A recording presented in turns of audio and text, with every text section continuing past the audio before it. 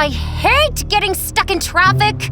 It makes my fingernails hurt. I swear the day they launch a flying car, I'm asking Dad to get me one. When I finally reached school an hour late, Miss Jules was ready to pounce on me. Maeve, mind telling me why you're late to my class? Oh, I got stuck in an insane traffic jam. Well, that's not my fault. And did I say it was your fault?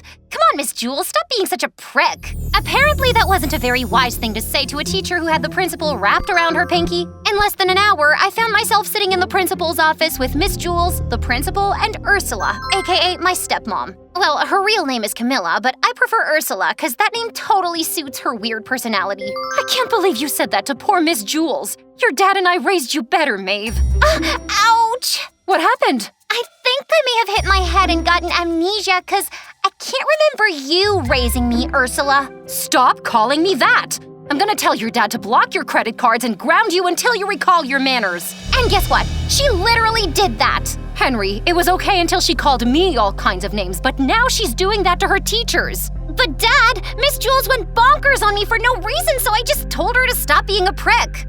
What? That is totally unacceptable, Maeve. You're right! You know what else is unacceptable? That you forgot my birthday last week, just like you did last year. I bolted out of there before Dad or his witch of a wife could get a chance to see the tears stinging my eyes. I should have gotten used to it by now, but it still hurt. You see, friends, I lost my mom the day I was born, but with Dad around, my childhood was perfect. We live in a huge mansion on the city outskirts, and Dad even shifted his office home so he could be with me 24/7. I had the best toys, best clothes, best nannies ever, and Dad made sure I never missed Mom. Heck, he even learned how to French braid my hair and would play house with me for hours. But everything changed on my 6th birthday. Dad went to attend a conference in London and came back with the cutest London Bridge replica and Camilla. Hey, Maeve.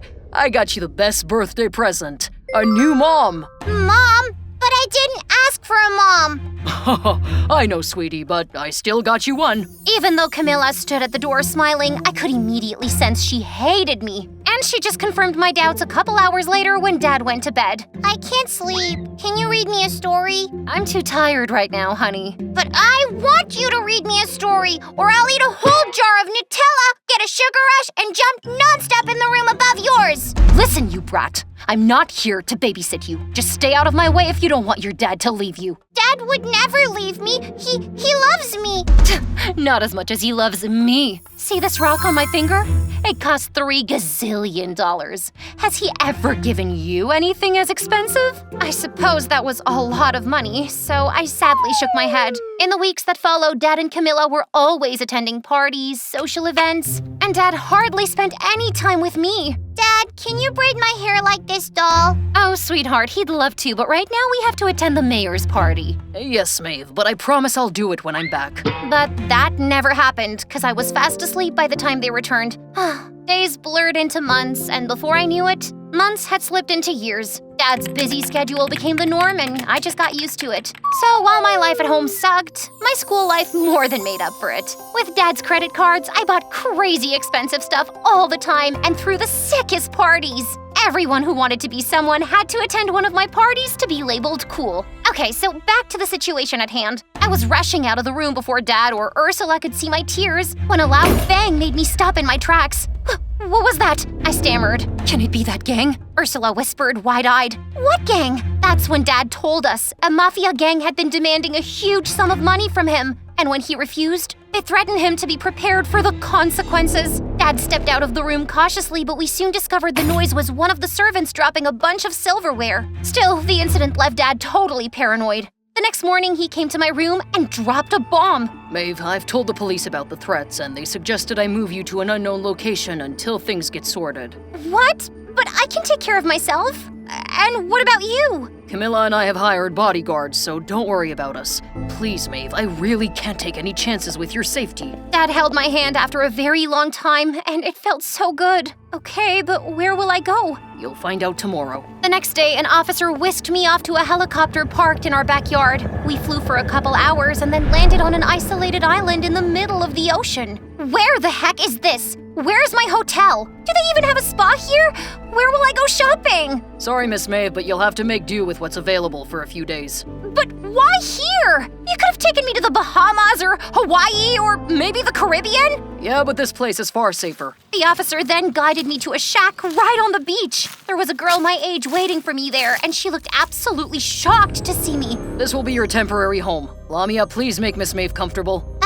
Are you sure you picked the right girl? Are you questioning the FBI? No, of course not. It's just that, never mind. Hey, Maeve, I'm Lamia. And FYI, we're gonna be the bestest friends. Lamia hugged me, and my nostrils filled with the scent of coconut and fish. Hi. Are you the only person on this island? Of course not. There's a whole village down the road, but I prefer to stay alone, 'cause of my secret job. Lamia started talking nonstop about how cool the island was and how glad she was that I was here to keep her company. And I got a headache already. How in the name of Gucci was I gonna survive in this sorry excuse of a house? I immediately excused myself to use the washroom, and once inside, I took my phone. There was no way I was staying here for an hour, let alone a few days. But to my horror, there was no signal, which meant I couldn't contact Dad at all. Ugh, what a bummer. When I walked out of the washroom a few minutes later, I saw Lamia staring at me strangely. Are you sure your name is Maeve?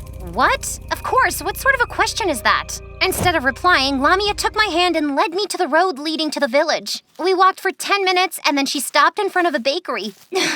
You made me walk 100 miles in the sun to buy some stupid cake? Gosh, you talk too much, and FYI, we didn't even walk half a mile. Now, just go inside and you'll get your answers. Feeling a bit skeptical, I stepped inside the bakery. It was the most rundown place I'd ever seen, and it smelled terrible. As I looked around, my eyes finally settled on someone, and my heart stopped for a second. At the cash counter stood a girl who looked exactly like me. It was as if I was looking at my own reflection, only with a few more freckles, longer hair, and skinnier frame. When the girl saw me, she looked equally stunned. Who are you? Am I daydreaming again? She pinched herself to confirm she wasn't, and just then, a little kid appeared from behind the counter. Whoa, Julia! This girl is what you look like if you eat 100 bagels! Hey! Are you trying to say I'm fat? No, I'm just saying my sister's thinner. That's because she doesn't get to eat much. Shiro, stop. But Shiro was in no mood to stop. You know our dad is a total jerk. If Julia doesn't sell anything, she doesn't get dinner. So please buy something. Julia makes amazing brownies. Even the bugs love them. I looked at the brownies on display, and to my horror, I actually saw a tiny roach roaming between them. Shiro, back to your room now. What? I was only trying to help. Shiro left sulking, and I finally got the chance to talk to my doppelganger named Julia. If I didn't know any better, I'd think we were long-lost twins. Yeah, you look just like me. It's weird. I know, right? So weird. Anyway, I'm Maeve, and, about what Shiro said, is that true? No, of course not. Shiro has no filter, really. Would you like some brownies? On my very first day on this strange island, I didn't want to risk getting diarrhea, but I also wanted to buy something because I had a feeling Shiro wasn't lying. So I bought the only packaged product on the shelf, a loaf of bread. I thanked Julia and walked out, only to see Lamia feeding some stray dogs. Hey, you're back! Wait, is that bread? And by the way, did you meet Julia? Yeah, it's shocking how alike we look.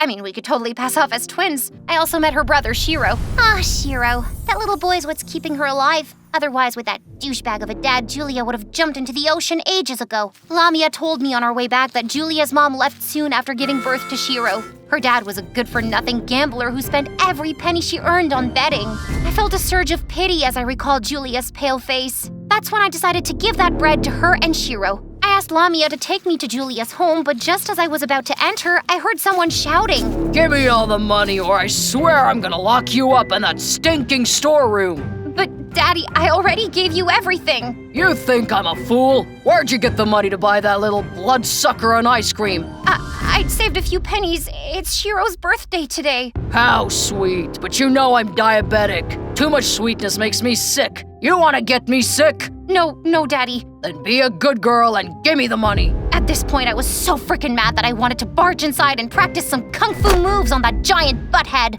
But before I could move, Shiro appeared beside me holding something that looked like a speaker. What's that? Shh! A sailor gave it to me once. Now just watch its magic. Shiro pressed a button and suddenly a loud police siren started blaring. That scared Julia's dad and he immediately left through the back door. The moment he was gone, Shiro and I rushed inside. Are you okay, Julia?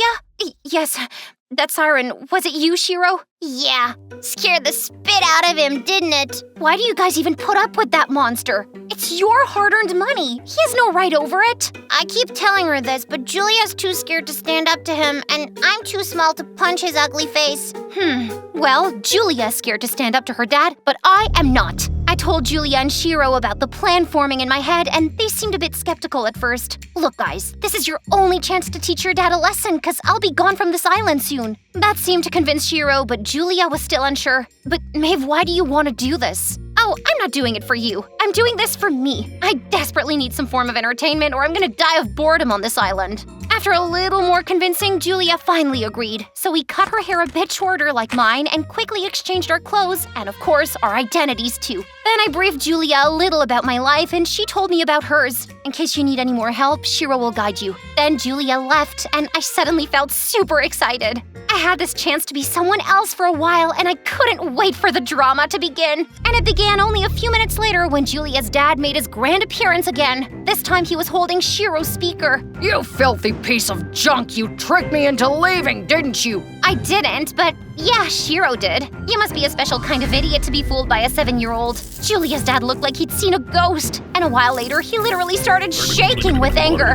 How dare you talk to your dad like that? I'll show you what I do to kids who talk back! He went into the kitchen, took a fistful of chili powder, and came towards me menacingly. As he tried to make me eat it, I twisted his arm with one hand, took some of the powder from his fist with another, and then as he cried out in pain, I dumped the powder into his mouth. He gasped and choked and drank a whole bucket of water. Ah! My mouth is on fire! Someone help!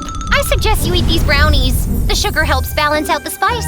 Shiro and I watched in amusement as he stuffed in one brownie after another. Unless he has really good digestion, those brownies are gonna give him a hard time. Or maybe a loose time.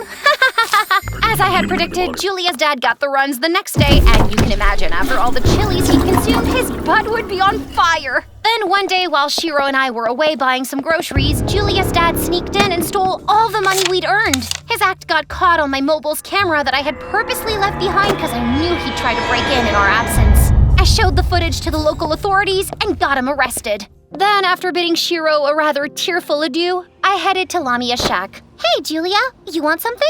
I'm Maeve, you idiot. I can't believe it was so easy to fool you. Lamia looked very confused, so I told her everything about mine and Julia's secret identity exchange program. Where's Julia? I can't wait to tell her what we did to her jerk dad. Julia? She was Julia? Then why didn't she tell them anything? Tell who? What are you saying, Lamia? What Lamia told me next made my blood run cold. She said 2 officers had come to take me home a couple of days ago, and Julia went back with them. What? Why didn't she tell them she wasn't Maeve? How would I know? And FYI, you should have at least told me about your stupid little plan. Lamia looked upset, and I shuddered at the thought of being stranded on that island indefinitely. Lamia, you have to send me back home. I'm not liking the sound of Julia pretending to be me and going back to my home. But how can I? This island is in the middle of nowhere and hardly anyone ever visits. Hearing that, I burst out crying as Lamia stroked my hair gently to console me. Days passed by, and with each passing second, I kept losing hope of ever getting back home. But then one day, a cargo ship docked on the island. One of its sailors was Lamia's old friend, and on her request, he agreed to let me get on board. After a few days of extreme seasickness, I finally reached home. But as soon as I set foot inside our mansion, I got the mother of all shocks. Before me was Julia sprawled on the couch wearing my designer dress while a maid painted her toenails. Julia, are you freaking crazy? Why didn't you tell those officers you were not Maeve? Do you have any idea what I had to go through? Julia looked shocked to see me, but then suddenly her facial expressions changed. Who are you? And what's all this Julia nonsense? Did you hit your head or something? I'm Maeve. Just then, Dad walked in and I was so happy to see him after so long. Oh, Dad, I missed you so much. Who are you? And why do you look like my daughter? What is wrong with everyone? I am your daughter. How can you not recognize me, Dad? Dad, don't listen to her. The poor girl looks to be mentally unstable. Oh, you backstabbing witch! I saved you from your dad and this is how you repay me? I pounced on Julia like a wild animal. She screamed as I pulled her hair, but before I could do much damage, Dad called security guards and had me thrown out. I couldn't believe this was happening to me. I roamed the streets, still in shock, when I caught my reflection in a store's window. Gosh, I looked just like I'd survived a zombie apocalypse. My skin was burned after so much sun exposure. I'd lost a lot of weight, and my clothes, well, they looked worse than a beggar's. No wonder Dad didn't recognize me, but I had to reveal the truth. So that night, I planned to sneak into Julia's room, which was basically my room, to dig dirt on her. Thankfully, I knew exactly how to dodge the mansion's security cameras. That night, as I stumbled into my room, I found it empty. I heaved a sigh of relief, but the next second, Julia emerged from the bathroom. Oh, so you're back, Maeve. I thought you'd learned something from what happened earlier today. Why are you doing this? Well, I just got sick of that stupid island, so I decided to spice things up. And now that I've gotten a taste of your life, I'm never going back. And here I thought your dad was the ultimate douchebag. Didn't you think about Shiro even once? Shiro's tougher than you think. Besides, after I rob your foolish dad a little more, I plan on rescuing Shiro and starting a new life. Just then, the room's door burst open and Ursula walked in. Who are you talking to, Maeve? Ursula looked stunned to see me, but before she could react, Julia started crying like a baby and ran to her. It's that girl again! She's threatening to kill me! She's lying! And I am Maeve! Look, Ursula, I know we haven't been on great terms, but at least you believe me! And friends, guess what? My stepmom did believe me and got that moron Julia kicked out of our mansion in no time. Even Dad was surprised at how easily she had recognized me. How are you so sure that this is our Maeve? Well, no one else has ever dared to call me Ursula. Suddenly, she hugged me and I hugged her right back.